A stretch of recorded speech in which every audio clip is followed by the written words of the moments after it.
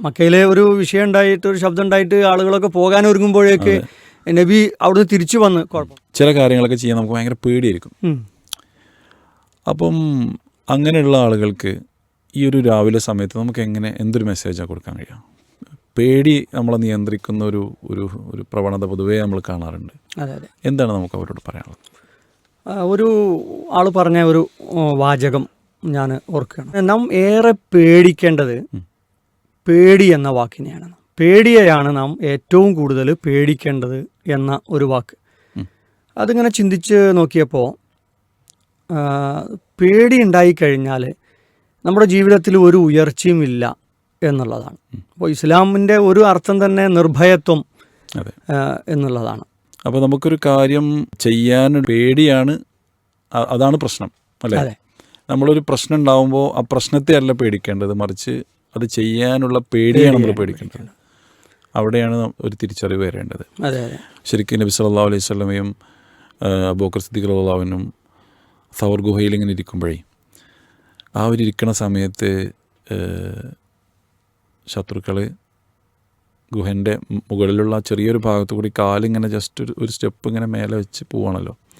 അപ്പോൾ ആ സമയത്ത് അബൂബക്കർ സിദ്ദീഖ് റളിയല്ലാഹു അൻഹു ചോദിക്കുന്നുണ്ടായല്ലോ, നമ്മൾ അവരെ കണ്ടില്ലെങ്ങാനും നമ്മൾ പെട്ട് കഴിഞ്ഞാൽ എന്ത് ചെയ്യും എന്നുള്ളത്. പക്ഷേ ലാ തഹ്സൻ ഇന്നല്ലാഹ മഅനാ എന്നുള്ളതാണ്.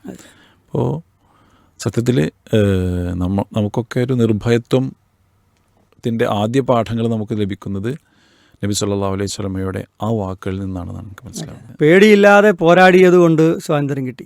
എന്തെങ്കിലും ഒരു ബിസിനസ് നടക്കും, ആളുകൾ പേടിച്ചു നിന്നാൽ എൻ്റെ കയ്യിൽ ഇപ്പോൾ ഇത്ര പൈസ ഉണ്ട്, അത് പോണ്ട, അത് ബിസിനസ്സിൽ ഇറക്കിയാൽ പോകുമോ എന്ന് പേടി ഉണ്ടായിരുന്നെങ്കിൽ നാട്ടിൽ ബിസിനസ് നടക്കൂല, എന്തെങ്കിലും ഒരു കാര്യം നടക്കൂല, പുതിയ ബന്ധങ്ങൾ ഉണ്ടാക്കാൻ ആളുകൾ തയ്യാറാവില്ല. അതൊക്കെ പേടിച്ചിരുന്നാൽ ഇതൊക്കെ നഷ്ടപ്പെടുന്നു. ഇപ്പോൾ നമ്മളെ ഫലസ്തീനിൽ ഗസയിലുള്ള നമ്മളെ സഹോദരങ്ങൾ അവർ ഇപ്പോൾ വലിയ അവർ കുറച്ച് കൊച്ചു സംഘങ്ങളാണ്, പക്ഷേ അവരെ ആക്രമിക്കുന്നവരോ ലോകത്തെ ഏറ്റവും വലിയ ശക്തികൾ എന്ന് പറയപ്പെടുന്ന ആളുകൾ, അതല്ലെങ്കിൽ ലോകത്തെ ഏറ്റവും വലിയ ശക്തികൾ എന്ന് പറയപ്പെടുന്ന ആളുകളുടെ പൂർണ്ണ പിന്തുണയും കിട്ടുന്ന ആളുകൾ, അവർ ആണ് അവരെ എതിർക്കുന്നത്, അവർക്കെതിരെ ആക്രമണം അഴിച്ചുവിടുന്നത്. പക്ഷെ അവിടെ അവരൊക്കെയാണ് ശരിക്കും പറഞ്ഞാൽ പേടി എന്നുള്ള ആ ഒരു സാധനയെ ഒട്ടുമില്ലാതെ അതിനെ തിരിച്ചടിക്കുന്നത് അല്ലേ? അവിടെയൊക്കെയാണ് ഇസ്ലാമിൻ്റെ നിർഭയത്വം എന്നുള്ള ആ ഒരു പോയിന്റ് നമുക്കൊക്കെ പങ്കുവെക്കാൻ പറ്റുന്നത്. നമ്മുടെ നാട്ടിൽ തന്നെ ഉള്ളപ്പോഴത്തുള്ള ഫാഷിസ്റ്റ് ഭരണകൂടം നമ്മൾ ധൈര്യമായി നേരിട്ടെങ്കിൽ തന്നെ ഇത് പുറത്തു പോകുള്ളൂ. നമ്മൾ ഒരു വോട്ട് ചെയ്യാൻ പോലും തയ്യാറല്ലാതെ ഇത് ശരിയല്ല, ഈ ഭരണകൂടം ശരിയല്ല എന്ന് മാത്രം പറഞ്ഞുകൊണ്ടിരിക്കുന്നതിൽ അർത്ഥമില്ല.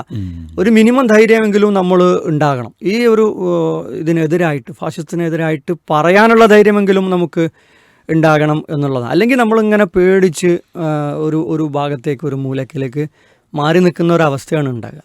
പേടി ആദ്യം വന്നു കഴിഞ്ഞാൽ പിന്നെ നമുക്ക് ശ്രദ്ധ മുഴുവൻ എവിടെ ആയിരിക്കും? ഇപ്പോൾ ഒരു ക്രൈസിസ് വരുന്ന സമയത്ത് ആദ്യം പേടിയാണ് മനസ്സിൽ വരുന്നുണ്ടെങ്കിൽ പിന്നെ നമുക്ക് ആ ഒരു എന്തെങ്കിലും ആ പേടിയെ മറികടക്കാനുള്ളൊരു സ്റ്റെപ്പ് നമ്മൾ എടുക്കണമല്ലോ, അതിനെടുക്കാൻ കഴിയില്ല.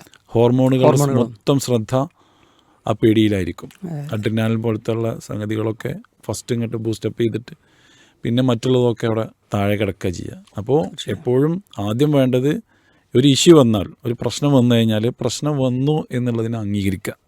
അതെ, മക്കയിലെ ഒരു വിഷയം ഉണ്ടായിട്ട് ഒരു ശബ്ദം ഉണ്ടായിട്ട് ആളുകളൊക്കെ പോകാൻ ഒരുങ്ങുമ്പോഴേക്ക് നബി അവിടുന്ന് തിരിച്ചു വന്ന് കുഴപ്പമൊന്നുമില്ല, ബേജാറാകണ്ട എന്ന് പറഞ്ഞത് വളരെ ഉദാഹരണം. ആദ്യം നമ്മൾ പ്രശ്നത്തെ അംഗീകരിക്കുക, ഒരു ഇഷ്യൂ ഉണ്ട് എന്നുള്ളത്, എന്നിട്ട് എന്ത് ചെയ്യുക, അതിനെ റിക്കവർ ചെയ്യാൻ, അതിനെതിരെയുള്ള കറക്റ്റീവ് ആക്ഷന് വേണ്ടിയിട്ട് സ്റ്റെപ്പ് എടുക്കുക.